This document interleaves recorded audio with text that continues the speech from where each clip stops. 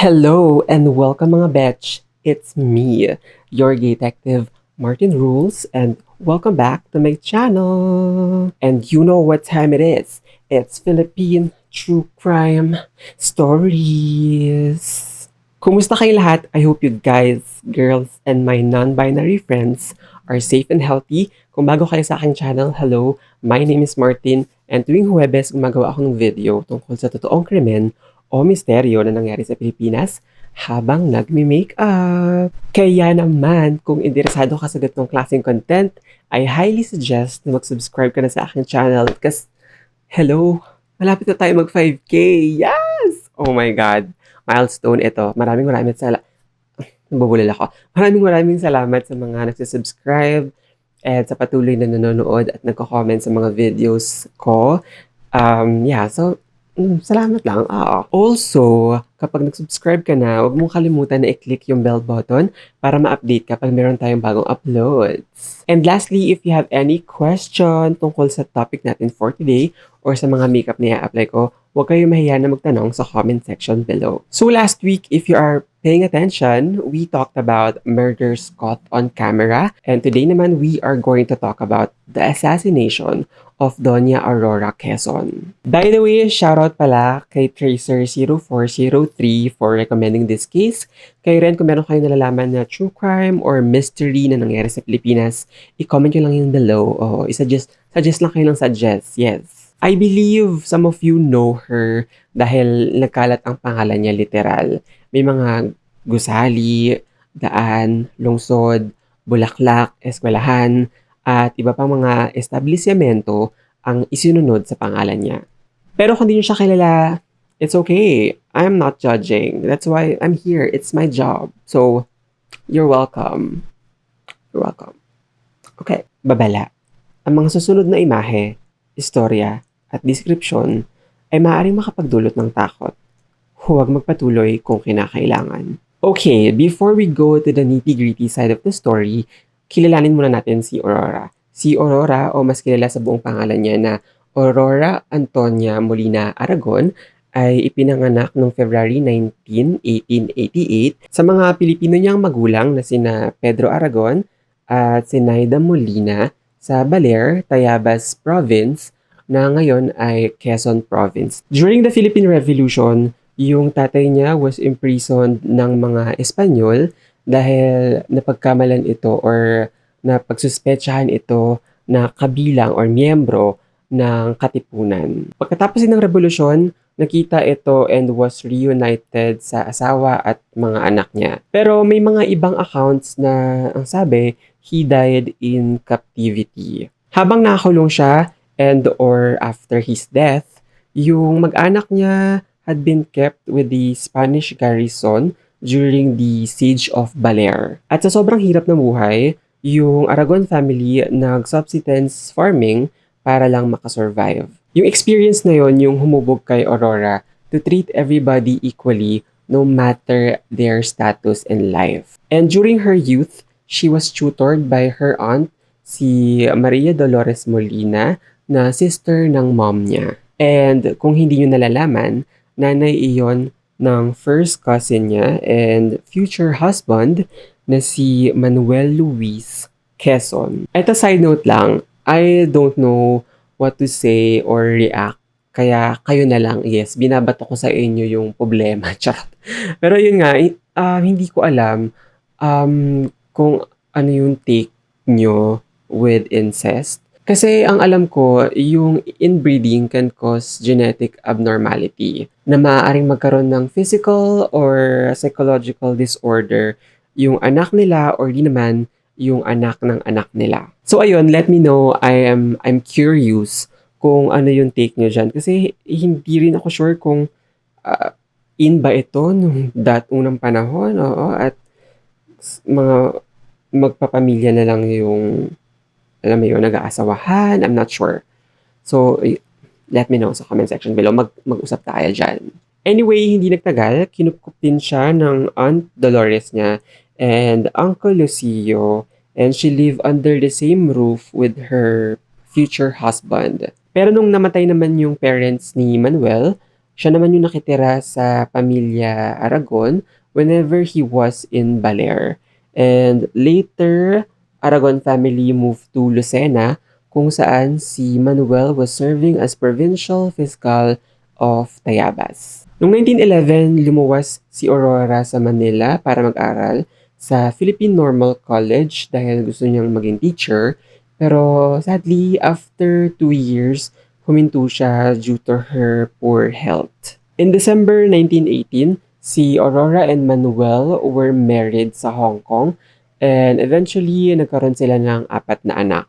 Yung una ay si Maria Aurora or aka Baby na pinanganak noong September 23, 1919 and died noong April 28, 1949. Yung sumunod ay si Maria Zenaida aka Nini na pinanganak noong April 9, 1921 and died recently lang noong July 12, 2021. Yung pangatlo ay si Luisa Corazon Paz na ipinanganak noong February 17, 1924 and namatay naman siya noong December 14 that same year. And yung bunso naman ay si Manuel Lucio Jr. aka Nonong. Pinanganak siya noong June 23, 1926 and namatay naman siya noong September 18, 1998. Anyway, during her husband's political career, Aurora stayed in the background, involving herself with women's organizations such as National Federation of Women's Club, kung saan siya mismo ang honorary chairman. She was also active in the campaign to give Filipino women the right to suffrage or right to vote, which was achieved in 1937. By the way, add ko din or ipasok ko din yung career ng asawa niya.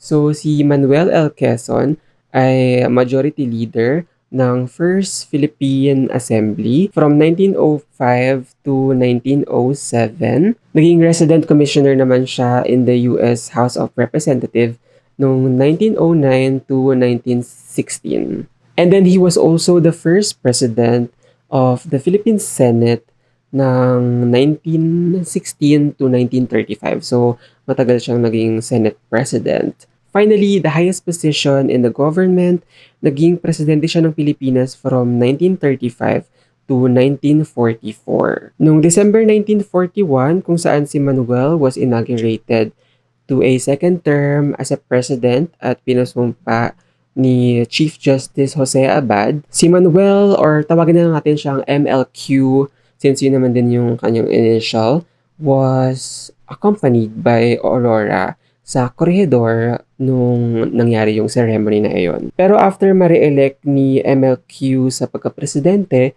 nagkaroon sila ng malaking problema nung in-invade ng Japan ang Pilipinas. Kaya in February 1942, they began their long journey to escape the Japanese and nag-evacuate pa Australia, finally established themselves sa Washington, D.C. sa US. Habang naka-exile, si Quezon issued a shortwave broadcast sa Pilipinas and worked to maintain American interests sa Philippines. He also joined the Intergovernmental Pacific War Council. While in the US, MLQ's health slowly failing and si Aurora devoted her time to take care of her ailing husband na eventually namatay sa Saranac, New York noong August 1, 1944. After her husband's death, lumipat si Aurora kasama ng mga anak niya sa California to await their return to the Philippines. Pagbalik nila sa Pilipinas noong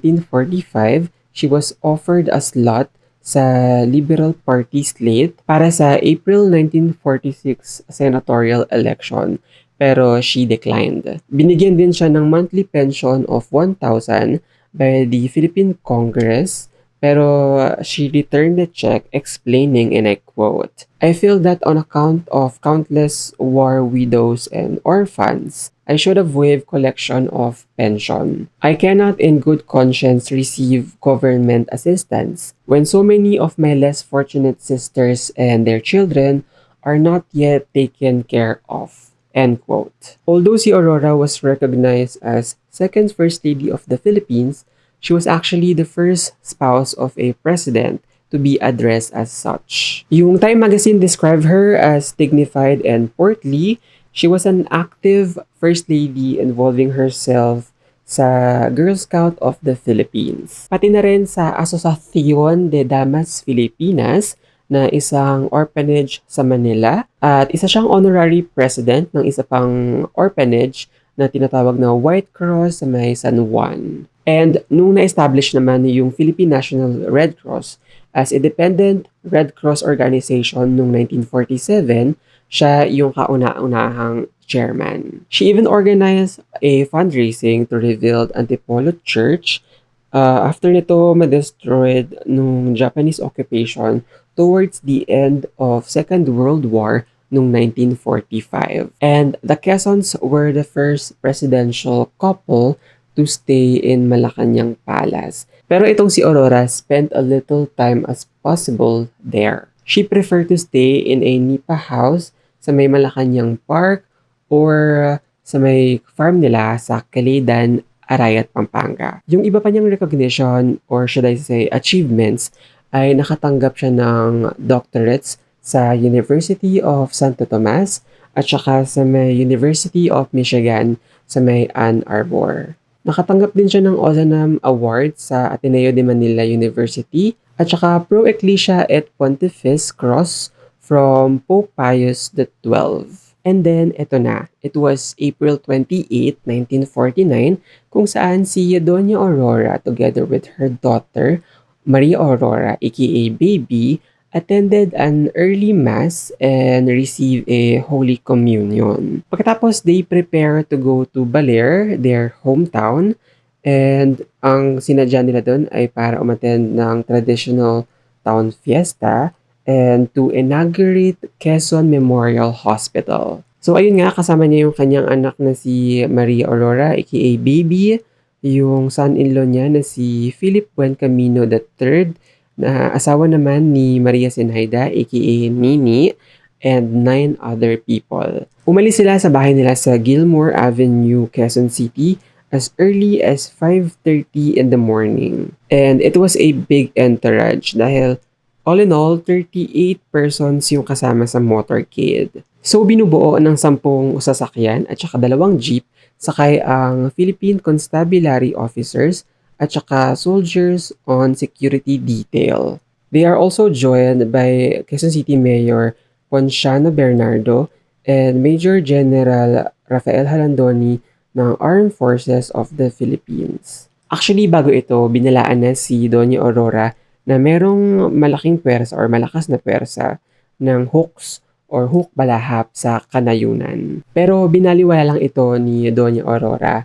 The 61-year-old former First Lady said, and I quote, "Taruk knows my white hair, and he will not harm me," end quote. She also requested na mauna sa entourage yung sinasakyan nilang sasakyan, which is one of the mistakes in security arrangements. Sa buwik sedan na sasakyan ni Mayor Bernardo, yung nagmamaneho ay si Colonel Antonio San Agustin, and sa tabi niya si Philip Buen Camino III, and sa tabi pa ni Philip ay si Baby. Sa backseat naman ang nakaupo si Doña Aurora, tapos si AFP Chief of Staff Rafael Halandoni, nasa gitna siya, and then si Mayor Bernardo. So mga 10:30 AM yun, nung yung sasakyan nila biglang umaransyada, nauna sa mga military jeep na nag-escort sa kanila. And medyo difficult sila sundan kasi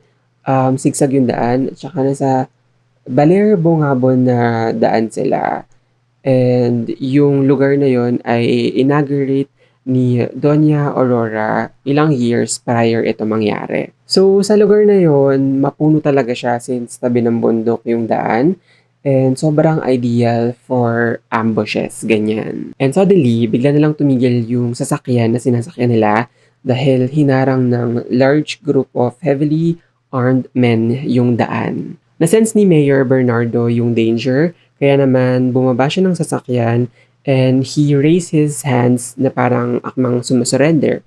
And he shouted in Tagalog, "It's Mrs. Quezon's vehicle." Nung narinig ng mga armadong lalaki yung sinabi ni Mayor Bernardo, pinaulanan sila nito ng bala resulting the death of Doña Aurora, her daughter baby, and yung kanyang son-in-law na si Philip.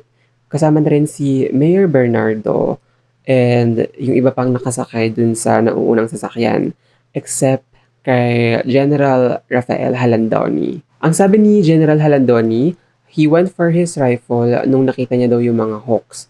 Pero bago siya makapagpaputok, he was struck on the face by a rifle butt by one of the assailants. And then nung nawalan siya ng malay, pinakamalan siyang patay ng mga hawks or ng mga assailants na ito, saka siya iniwan. And bago sila makapagpalitan ng barel doon sa mga paparating na mga military escorts. The rebels had enough time to loot the bodies and nilabas sila yung mga patay na katawan sa sasakyan and kinuha na nila ng mga alahas, pera, ganyan. Pagkatapos makatakas ng mga rebelde at makarating ang reinforcement sa entourage ni Doña Aurora, ang tanging nakita na lang nila or nadatnan nilang buhay ay si General Halandoni. Pero nung tinur nila yung attention nila kay Philip Buencamino, he is somehow fighting for his life. And nung sinugod siya sa Cabanatuan Provincial Hospital ng alas 2 ng hapon that same day, he was still breathing. Eventually, after 2.5 hours of agony, he died due to loss of blood. Nung makarating kay Maria Zenaida or Nini yung masamang balita, she called up the mansion house to verify. And nung in-inform siya na yung mother niya na si Aurora, yung kapatid niya na si Baby at yung kanyang asawa na si Philip ay nasawi or should I say pinatay, nirelay niya agad yung news sa bunso nila na si Nonong, who at that time had gone to spend the day with Mrs. Consuelo Cuyugan na tinatawag nilang Ninang. The bodies of Quezons arrived in Manila that ill-fated Thursday. Nakalagay sila sa bronze na casket at dinala sa Santo Rosario Chapel sa University of Santo Tomas. May mga distinguished women from Red Cross stood guard sa casket ni Doña Aurora. Merong nakapatong na bandila ng Pilipinas sa ibabaw ng kanyang casket as a symbol and acknowledgement of her greatness at saka fresh sampagita and ilang-ilang yung mga favorite niyang flowers. Yung remaining family, hindi na pina-embalm yung katawan ng mga mahal nila sa buhay and they wish na hindi buksan yung casket sa public dahil yung kapatid nila na si Baby, yung isa sa mga nasawi, ay hindi niya gusto yung such practice na binubuksan yung kabaong kapag may wake or kapag nasa wake. Yung United States President na si Harry Truman offered his sincerest condolence at dinescribe yung tragedy as awful. And yung president naman natin at that time na si Elpidio Carino declared 9-day mourning period. Nakita rin umiiyak itong si Elpidio sa funeral ng former First Lady and sa speech niya, he blamed the hoax sa nangyaring assassination. Which si Luis Tarok na leader na Hawk Palahap that time denied the accusation. Ang sabi ni President Quirino in his speech, and I quote, "The nation is filled with revulsion at the ruthlessness and heartlessness of murderous attack upon them. The most gentle woman I have ever known, least expected that she would be a prey to a barbarous assault." End quote. Sobrang devastated niya kasi he looked up to her and in-advise niya rin si Doña Aurora to take his plane kasi alam niya kung gaano kadelikado yung daan. But she refused. Kasama sa wish ni Nini and Nonong na mailibing kaagad yung mga yumaon nilang mahal sa buhay. Kaya the next day, Friday afternoon, April 29, 1949, umaten yung mahigit kumulang 5,000 na katao from all walks of life sa mass na ginanap sa University of Santo Tomas. There is a funeral cortege pa nga na nangyari from UST Chapel to Pinoval, P. Campa, España P, Paredes, Quezon Boulevard, Azcaraga, Rizal Avenue, Blumentritt, and finally, the bodies were laid to rest sa Manila North Cemetery. Fast forward, 56 years after her death, April 28, 2005 to be exact, Doña Aurora's remains were transferred from North Cemetery to Quezon Memorial Shrine sa Quezon City for interment in Black Crypt beside her husband's sarcophagus. Doña Aurora was one of the most beloved figures in Philippine history. Kaya noong April 28, 2013, pang 64th death anniversary niya, the National Historical Commission of the Philippines rededicated a historical marker in Bungabo, Nueva Ecija to Mrs. Quezon at the site kung saan siya at yung 11 katao ang pinatay. So that is the story and assassination of Doña Aurora Quezon. Let me know your thoughts in the comments below. Ako sobrang unfortunate nung nangyari sa kanya and parang nung nabasa ko to, sobrang tiwala siya na hindi siya gagalawin ng mga hawks. 'Di ba nung sinabi niya na si Tarok knows my white hair, he will not harm me, ganyan. Pero we'll never know the reason behind this attack. Kaya naman, pag-usapan natin yan sa comment section below. Yung inyong mga theories, mga violent reaction. Yes, hintayin ko kayo sa comment section below. So that's it for me for today. Thank you so much for watching. As always, please keep safe and healthy and I'll see you guys on my next video. Bye!